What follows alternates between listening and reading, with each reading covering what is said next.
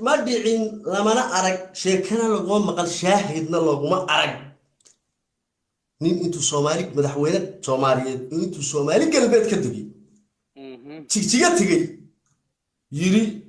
ديمقراطية إثيوبيا يسودوين يسود الجبنة له أيوة عقبتين إثيوبيا آدم وأمان هنا إيه صحيح هاي سجال مليون لبيه 8 مليون يسجال دول ومضى الصوماليين ده داي حسن شيخ بوها تاجر سنة مدحوينها بوها قرض تاجر تان كم ده مدعين مدحوين الصوماليين أو أن ألف أنتوا سدح تاجر تيجا أنتوا سدح تاجر يا أن ألف إنترلي يا وبعدها على صاغ قبته حسن شيخ بايري وأنا تاجر سنة أنا ما فادي مدعين فرماتشو وحا وسميي مدحوين الصوماليين وسميي سياد برد دبدي لما هيو سؤال شادي تاوي marka waxaan rabaa inaan ku weydiiyo adiga oo xasan sheekh taageeray oo 77 nabar oo nabarka ka xun yahay oo ummadda Soomaaliyeed madaxa hoos ugu rogaan taageeraya baad waliga ilaahay ummadda Soomaaliyeed u soo diray ee maanta nuurka u soo baxay waxaad doonaysaa wax yar oo misqaala dartiya oo aan waxba ahayn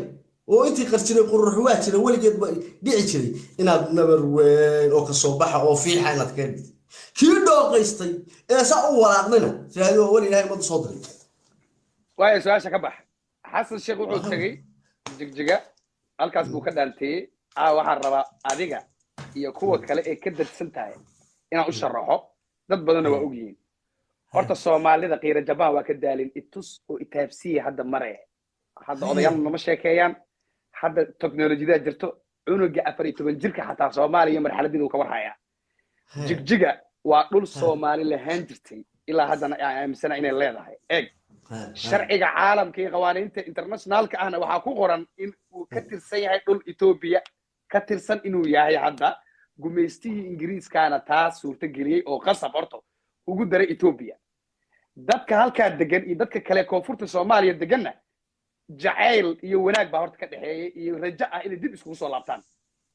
xasan sheekh jigjiga maanta markuu tagaayo ula mid maaha ceel dheer iyo boosaaso iyo garowe ula mid maaha ula mid maaha dhageeso madaxweyne kama ah dastuurka maxaa ku qoran dastuurka lagu doortay xasan sheekh maxaa ku qoran bay jawaabta iga soo dhaxgelin xasan sheekh markuu jigjiga tagaayo iyo markuu gorceel tagaayo isku qaab iyo isku title iyo isku sharaf looma soo dhaweynayo jigjiga calan Ethiopia ka taagan inaan raali ka ahayn inay wadankaas xoog nooga haystaan dhulkeenna iyo inaan raali ka nahay waa su'aal kale oo furan waaye laakiin xasan sheekh right now jigjiga iyo Addis Ababa labadaba wuxuu ka yahay madaxweyne booqday sida loogu soo dhaweyn lahaa Baydhabo iyo gaalkacyo looguma soo dhaweynayo saasa aaminsantahay okay waa dhameysana jawaabteeda inuu dadka deegaanka la dhaanteeyona waaba qayb kamid ah jacayl inuu tusooyo Tigray la soo dhaanteelayo iyo Oromo wax u talaalna waa dadku waa Soomaali madaarista wax loogu dhigo iskuulada maxay yihiin Soomaali ba waa Ethiopian Soomaali baa lagu dhigaa luqadda koowaad Ethiopia waa naqaanay jigjiga Soomaali baa lagu dhigaa jigjiga Soomaali baa lagu dhigaa waa qeyr may hadii lagu dhigana waa qeyr laakiin waa dhul Ethiopia maanta abi waa imaana fiiri abi waa imaana ma aha dhul Ethiopia no Ethiopia male horta Ethiopia ina ka tirsanay waa su'aal kale laakiin xasan sheekh as Ethiopia halka u tagay dadka Soomaaliya halkaas joogana ولا دانتي وانا اغلى معلاد بحيتها مركا معلاد بحيتها لا دول لا عيار بوبجي لا عيار معلاد بحيتها ايثيوبيا لا صوبها دولك مركا معلاد وصاص هذه ايثيوبيا وحو كويسه تبعها ساسا امسد دبرك هذا ساعه امسد هذه حاسس شي بس بداتان دي هذه حاسس شي بس بداتان انا في حاسس انا مجاهدين صوماليين وي ما هي ودريان مركا دلكودو ودريان دلك صوماليين ودريان ومجاهدين ما هي ودريان كو سببته ودريان waxay u dagaalamayaan Soomaali galbeed inay xoreeyaan xornbaaha marka Ethiopia haysato Soomaa marka aad madaxweynaha tagay miyaa dastuurka waxa ku qoran haysta horto dhulku inaan jecel lahaa waa arin kale laakiin in la haysto waa jacayl ma ana ale dhulka jacayl ma ana ale laakiin ma haysatid ana ale dhulka dastuurka firi su'aal ma weydiinaya xasan sheekh dastuurka lagu door sugde xasan sheekh dastuurka lagu doortay waxa ku qoran Soomaali galbeed waa Soomaaliya waxa madaxweyne ah xasan sheekh maxamuud saasa ku qoran dastuurka Soomaaliya haye hadda farmaajo jooga xasan ku meeraysanay muxuu jigjiga ka galaa farmaajo ma tagay jigjiga ma tagay farmaajo waa nin halle oo qabla u tagaa سوتها وحنا ما نقص بحو او دلكيس قبسدو سوتها حق بدل الوسط اوكي ولا قاعد تصم ولا قاعد استدي هذا اللي قاعد يستحق مركب حي يدلي مركب marka adoo madaxweynaha ba tagaysa marka ka dhaataysa inta ajeeb la cunto inaan tago soo kama xumo inaan tagin soo dhulkayga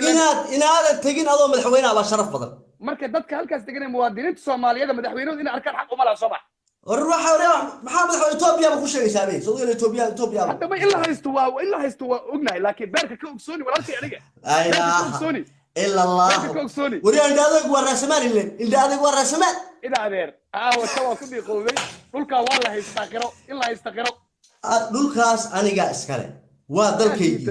xoog baa lagu haystaa mid kale ku sheegay waxa la aaminsan tahay Ingiriis iyo xuduudaha caalamka war dalkan caalamku mare ana iskale Ingiriis mare ana leh waaya tan waa wadi laadahay muxuma ana iskale mare Ingiriis dalkan waaya muxuma su'aal kala wataa niyo si fiican ii dhigeyso aniga hadda boosaas amnigeeda farmaajo waxba ka weydiin maayo baydhawna ka weydiin maayo Kismaayo iyo meel kale iyo Jowhar ka weydiin maayo Gurceel dadka ii dhigeysanaayo oo daawanaayo adigana waxa la rabaa inay dadna daawanayaan xisaabta in lagu daraa fiican aqliga in lagu xadgudbin madaxweynaha qabka soo celiyo sharafta soo celiyo karaamada soo celiyo awoodda soo celiyay wuxuu caasimadiisa ay tahay Muqdisho beeri degmada Wardhiigley degmooyinka ku hareeraysan Wardhiigley ama waa bari ha noqoto degmo kale ama Boondheer ha noqotee laba Muqdisho okay Muqdisho ama aan ka qabanaba caasimadii uu deganaa nabad maaha amniga aad ku faanaysaa yaa ku nabad ma amr yuhud ma tiin albaabka iga fura waddankan waa ciidan baa jooga nadaam baa ka jira lisna maya nabad ma Muqdisho waa nabad barqada liinta la cabaya ciidan baa jooga rag baa diyaarsan cid allaali cis dhaqaaji kartaa ma jirto al-shabaab waa laga diray dalkani waa dhismaya Muqdishona waa soo taa ka haysa ma aaway qaraxi asoo abaabul jirtay aaway dadkii la ay maya su'aashi waxa ka dhigtaa inaan ka doodno waqti ku dhimanayso Muqdisho nabad maya nabad weeye Muqdisho kuma xad gudbeen Muqdisho waa nabad haddii kale farmaajo fashil ma hadii nabad noqon soo ma waa nabad aniga ma aha dadkoo dhan baa arka qaraxyadan marka ugu dambeeyay afayeenkii xukuumadda macalimo nabadda miyay ka tarjumaysaa kii Cabdi Afrika qaraxyadii hoteelada ma 800 soo be ma nabad baa xamar isbuucii 3 qarax 4 qarax baa dhici jiray xilli xasan joogay 4 qarax xildhibaanada madaxa laga toogo jiray maalinta cad baa xildhibaanada madaxa laga toogo jiray bil kasta 5 xildhibaan baa la diri jiray bil kasta 7 qarax baa dhici jiray maantana wiil هرب عاد يقرقر ويلسا ولا بودي يبا ميل بس او تاغن حبد قرح وا دعيا فيري قرح وا ايق ور مرايكن ku dhaca dilku maraykun ka dhaca maraykanka iyo Australia iyo Canada ayaa dilku ka dhaca Sweden taa dilku ka dhaca habeenii maal oo la isku dilaa Paris baa la isku dilaa Finland taa joogtaa la isku dilaa kama hadlayo laakiin waxaan ka hadlayaa wixii dhici jiray adii joogtaa maanta ma ya wadankee joogtaa adii hadda xilligan Paris baa joogaa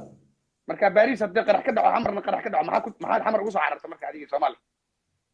hadii hadii Paris qarax ka dhaco qarax hadii caadi laga dhigo Paris oo ka dhacay biyo ka dhacay waxa ku fiiri ana ka wada dhacay adiga maxaad ku dooratay Paris waxa ku dilku fiiri dilka iyo mission wadan kasta ka dhaca wadan kasta ayaa mission dilka dhaca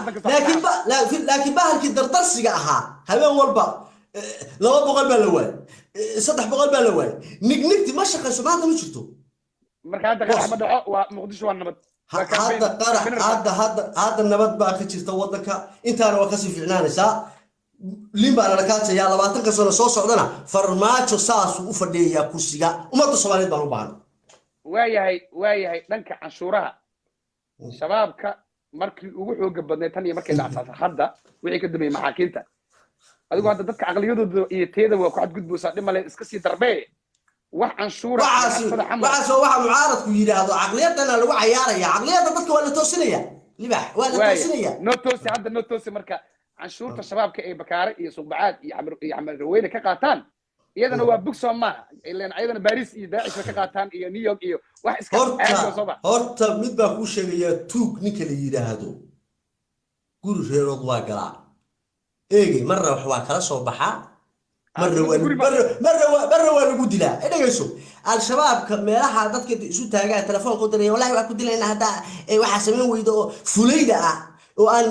tayada lahayn intaad soo qaadanaysid ma ku muuqan weyday tiyaatarada eraboorada garoomada dhalinyarta fiidka caweynaysa qamshaxda laamiyada dhisan barwaaqadaas lagu muuqan wey ilaahay ka qali sheekada game no bro darar ma ka sheekayno saacadi tiyaatarka baashaalka maxay taadi dowladda amniga wax ka weydii waayahay waa ka gudbay amnigu waa dhisan yahay ani waxa ii sheegaysaa al-shabaab tuugo soo cararay oo qof telefoon ku qoray wallahi waa ku dilay hadii kale $2 soo dir tiyaatar iyo baashaal markaas soo hadal qaadi fanaana soo xasuusana Soomaa waayahay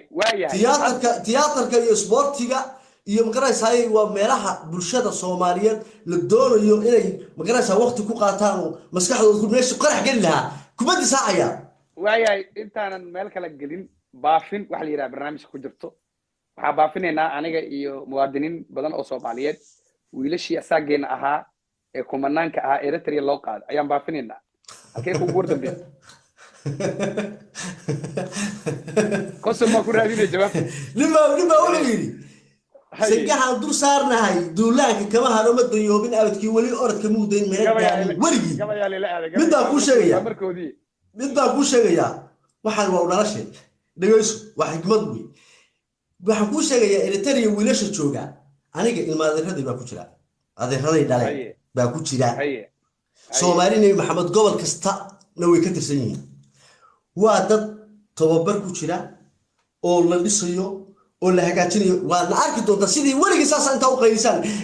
ciyaal baa la waayay baayigo labiso wada koofiyad caso saa wada boodiyo gorgor ah ba airportka aan cadde laga soo dejiya allah u naxariistay madaxweynaha hore Soomaaliya airportka lagu magac daray baa laga soo dejiya waxa kale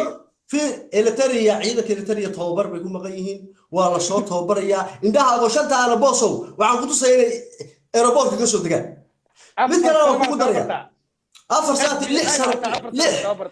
بالله توبر يا لح ذلك اللي هو ضرب البرسل ما راح كنت على قبرية وحكون شقيا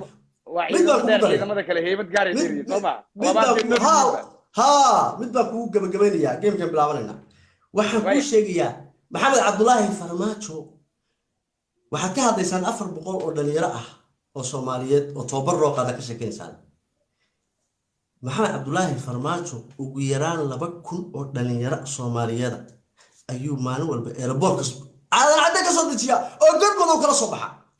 ku Eritrea ilaad diga jawaab istii ma sameyn kara waxa yaa sameyn kara waa game-ka galina hal su'aal game ku galina marka inay iga jawaabto saddex ah ugu jawaab soo daa gudoomiyihii gobolka Banaadir injineer Riso qarax buu ku dhintay Allah u naxariisto